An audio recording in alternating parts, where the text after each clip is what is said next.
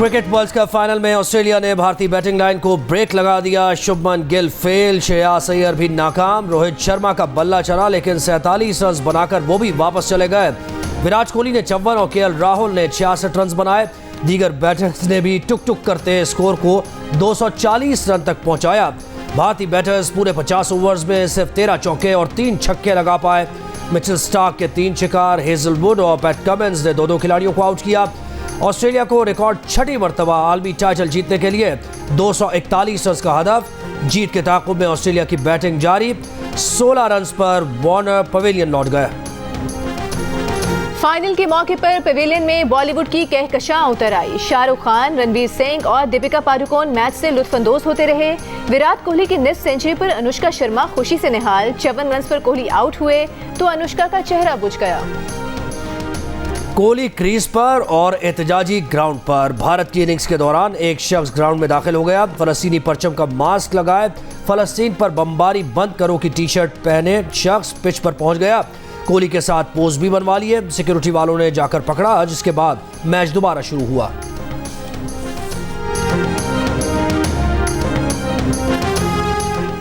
आसिफ जरदारी ने इंतखाबात से 2.5 माह पहले ही इंतखाबी अमल की शफाफियत और इलेक्शन कमीशन पर एतमाद का इजहार कर दिया। अपने बयान में आसिफ जरदारी ने कहा कि मुल्क शफाफ इंतखाबात की तरफ जा रहा है। उन्हें एतमाद है कि इलेक्शन कमीशन शफाफ इलेक्शन कराएगा। मुल्क का माहौल इस वक्त इंतखाबात के लिए साजगार है और इलेक्शन वक्त पर होने चाहिए। आसिफ जरदारी का ये भी कहना था कि पीपल्स पार्टी वाहिद जमात है जो हर तरह के माहौल में इलेक्शन लड़ने की सलाहियत रखती है और आज भी पीपल्स पार्टी इलेक्शन के लिए पूरी तरह तैयार है। पूरा यकीन है कि 8 फरवरी को पीपल्स पार्टी मुल्क की अक्सरियती पार्टी बनकर सामने आएगी।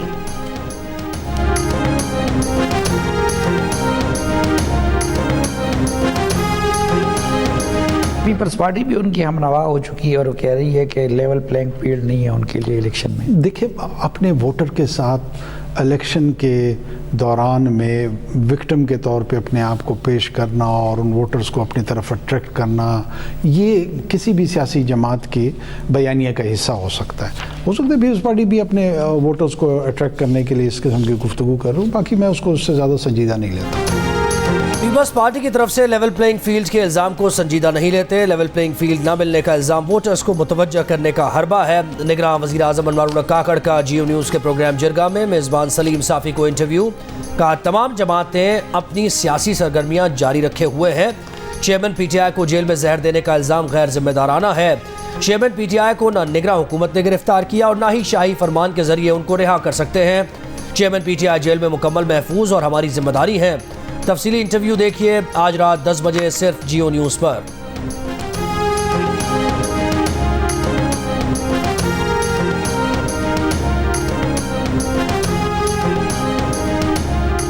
जरदारी साहब का बयान बहुत अहम है, बहुत ही अहम बयान है जो उन्होंने दिया है। मैं उसको रीइटरेट करना चाहूँ। उन्होंने कहा कि वो एक शफाफ इलेक्शन होता हुआ देख रहे हैं और उन्होंने कहा कि उनको एतमाद है इलेक्शन कमीशन के ऊपर कि वो एक साफ़ और शफाफ इलेक्शन कराने में कामयाब होगा। हमारे सियासी मुखालफीन की भी मैं अगर बात करूं, अपोनेंट्स की भी अगर बात करूं, तो जो उनके भी तासुरात हैं उनको भी नज़र आ रहा है कि अगला वज़ीर आज़म पाकिस्तान मुस्लिम लीग नून से मोहम्मद नवाज शरीफ साहब होंगे। 5-6 साल निज़ाम इंसाफ और अपोजिशन के साथ खेलवाड़ किया गया। RTS बिठाकर चेयरमैन PTI को पाकिस्तान पर मुसल्लत किया गया। खमियाजा पाकिस्तान के अवाम ने भुगता। मुस्लिम लीग नून की सेक्रेटरी इत्तलात मरियम औरंगजेब की प्रेस कॉन्फ्रेंस। कहा PTI दौर में शहबाज शरीफ को झूठे मुकदमे में जेल डाला गया। शहबाज शरीफ एक मरतबा फिर सुर्खरू हुए। शहबाज शरीफ ने अपने भाई के साथ वफा निभाई। हम 9 मई के वाक़े का तस्वुर भी नहीं कर सकते।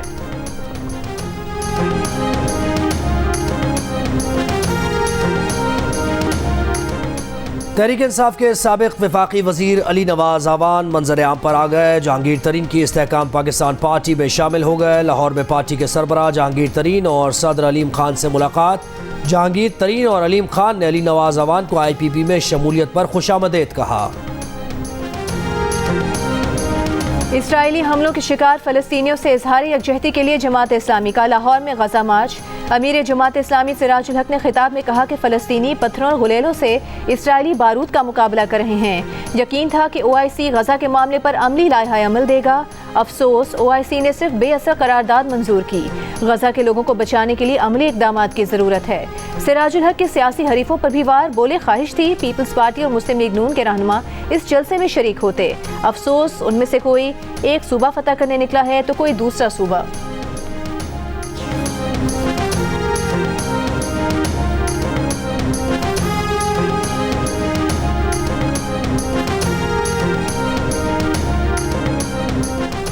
फ़लस्तीनियों पर सहूनी फ़ौज की वहशियाना कार्रवाइयों के खिलाफ मजलिस वहदतुल मुस्लिमीन का नश्तर पाक कराची में जलसा। कफनपोश बच्चों, ख़वातीन और बुजुर्गों की बड़ी तादाद में शिरकत।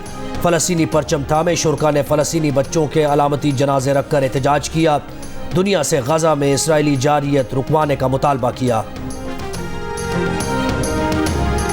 इसराइल की गजा में इंडोनेशिया के अस्पताल के करीब शदीद बमबारी, जानी नुकसान के खदशात। शिमाली गजा की तबाही और जबरी खाली कराने के बाद इसराइल ने जनूबी गजा पर हमले तेज कर दिए। गुज़िश्ता रोज़ 2 स्कूलों और जबालिया कैंप पर हमले में 200 फ़लस्तीनी शहीद हुए। 7 अक्टूबर से अब तक फ़लस्तीनी शोहदा की तादाद 12,300 से ऊपर चली गई। आलमी इदारे सेहत ने अल-शिफा अस्पताल मौत की वादी करार दे दिया।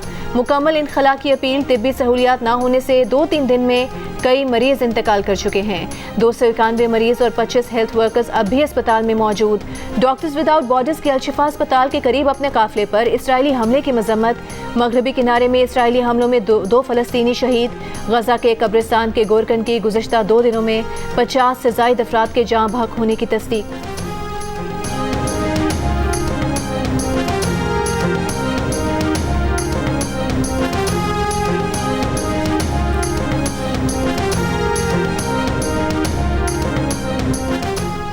इसराइल की वहशियाना बमबारी और धमकियों के बाद शिमाली गजा से जबरी बेदखल होने वाले बेयार और मददगार फ़लस्तीनियों का हाल अमरीकी मीडिया ने भी बयान कर दिया।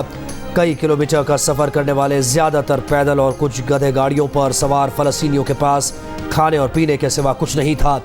शिमाली गजा से निकलने वाले फ़लस्तीनियों ने अमरीकी मीडिया को बताया कि शिमाली गजा के बाहर कई मकामात पर इसराइली टैंक खड़े थे। अक्सर गोलियाँ चलती, बम गिरते तो जान बचाने के लिए भागना पड़ता। जिस स्कूल में पनाह ली वो आंखों के सामने इसराइली बमबारी का निशाना बना। तर्जुमान वज़ारत सेहत अशरफ अल-क़दरा और सहाफ़ी इब्राहिम शकूरा भी हिजरत करने वालों में शामिल थे।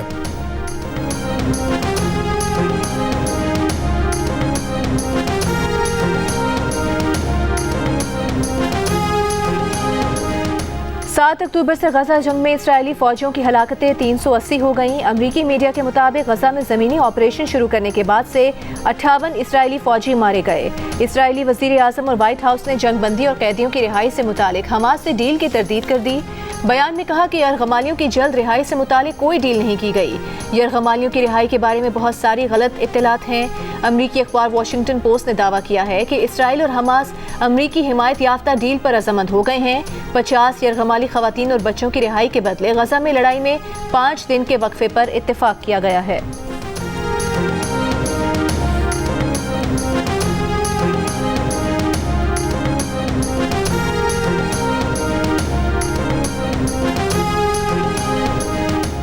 पाकिस्तान पर इसराइल को असलहा फराम करने का झूठा प्रोपेगेंडा। भारतीय मीडिया ने प्रोपेगेंडे को खबर बनाकर पेश कर दिया। एक सियासी जमात के हामियों पर सोशल मीडिया पर फ़लस्तीन से मुताल्लिक़ प्रोपेगेंडा मुहिम शुरू करने का इल्ज़ाम।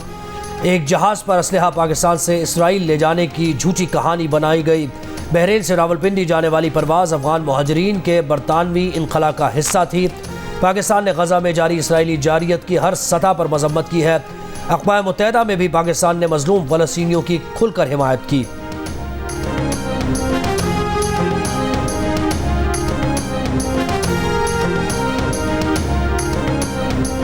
IMF ने पाकिस्तान के तरक्याती बजट पर तहफ़्फ़ुज़ात का इजहार कर दिया। तरक्याती मंसूबों के इंतखाब के लिए 5 साल की पॉलिसी बनाने की तजवीज़ दे दी।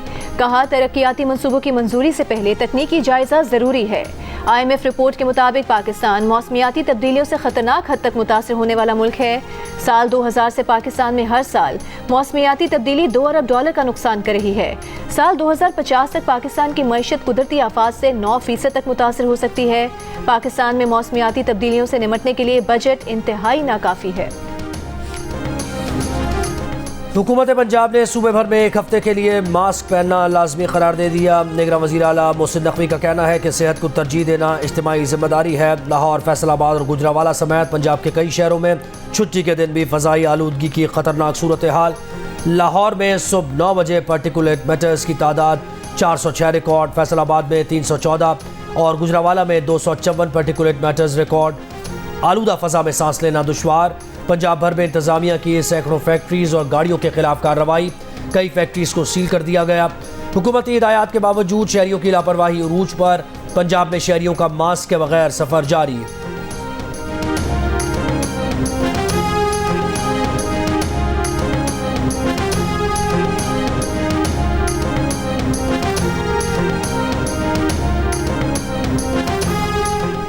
कराची की फ़ज़ा आज भी आलूदा। कराची दुनिया के आलूदा तरीन शहरों की फहरिस्त में पहले नंबर पर रहा।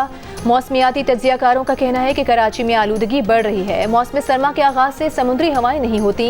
हल्की हवा के बाइस आलूदगी के ज़रात फ़ज़ा में जमा हो जाते हैं। कराची में आज भी सुबह के औकात में धुंध काफ़ी ज़्यादा रही। आलूदगी के ज़रात धुंध के साथ शामिल होकर स्मॉग की शक्ल इख्तियार कर लेते हैं।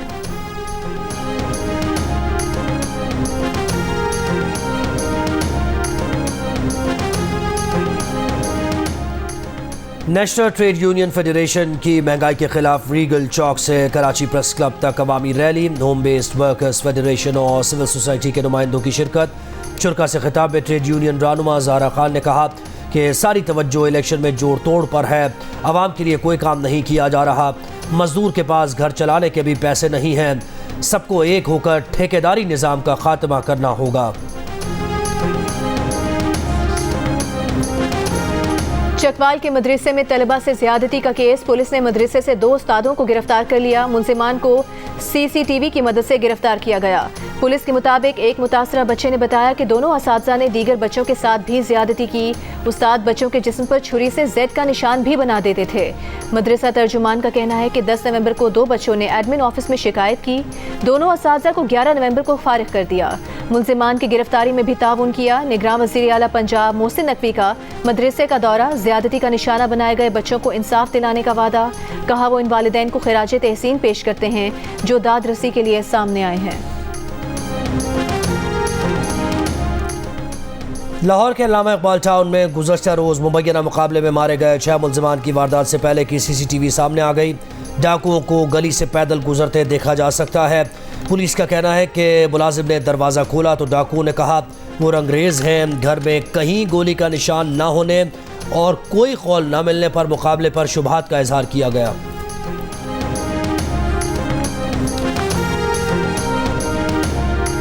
हैदराबाद के इलाके नसीम नगर के एक घर में 12 साल के कमसिन मुलाजिम की पुरस्कार हलाकत। बच्चा 3 साल से बरकत नामी शख्स के घर मुलाजिम था। अचानक बरकत ने वालिदैन को फ़ोन पर इत्तला दी कि बच्चे ने खुदकुशी कर ली है और लाश बुरसा के हवाले करके फरार हो गया। बुरसा की दरख्वास्त पर कानूनी कार्रवाई के लिए पुलिस ने बरकत के घर पर छापा मारा तो वहाँ ताला पड़ा था। पुलिस के मुताबिक कानूनी कार्रवाई आगे बढ़ाने के लिए लाश का पोस्टमार्टम कराया जा रहा है।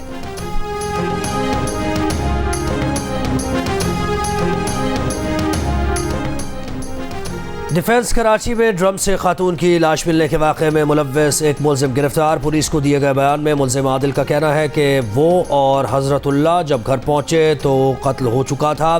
खातून की लाश ड्रम में पड़ी हुई थी। उन्होंने ड्रम को बंद करके लाश को खाली प्लॉट पर फेंका। पुलिस का कहना है कि मुलजिम ने कत्ल का इल्ज़ाम सुहेब पर डाल दिया। गुज़श्ता रोज़ फेज़ 7 के खाली प्लॉट में ड्रम से खातून की लाश मिली थी।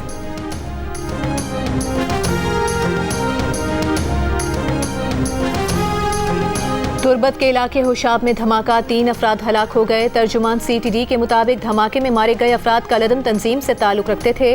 हमलावर बारूदी मवाद लगाने के दौरान धमाके का शिकार हुए।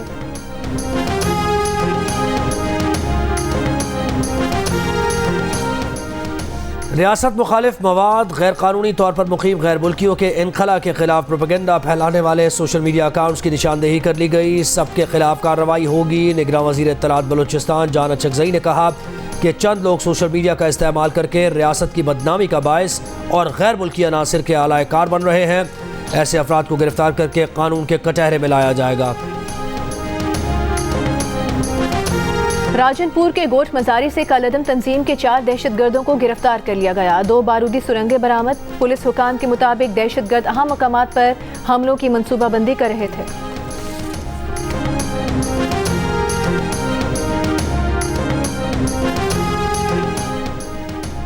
सिंध बलोचिस्तान के मुख्तलिफ शहरों में आटा मजीद महंगा। हैदराबाद में फ़ी किलो आटे की कीमत में 10 से 12 रुपए का इजाफा। 10 किलो का थैला 1350 से बढ़कर 1470 रुपए का हो गया।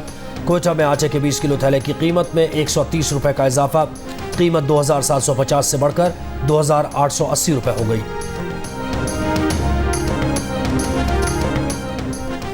कराची में ख्वाजा सराओं के आलमी दिन पर दूसरे मूरत मार्च का इनेकाद। मेयर कराची मुर्तज़ा वहाब की भी शिरकत। खिताब में कहा कि माशरे में कोई तफरीक नहीं होनी चाहिए। पीपल्स पार्टी ने सरकारी मुलाजमतों में ख्वाजा सराओं का कोटा मुकर्रर करने का फैसला किया है।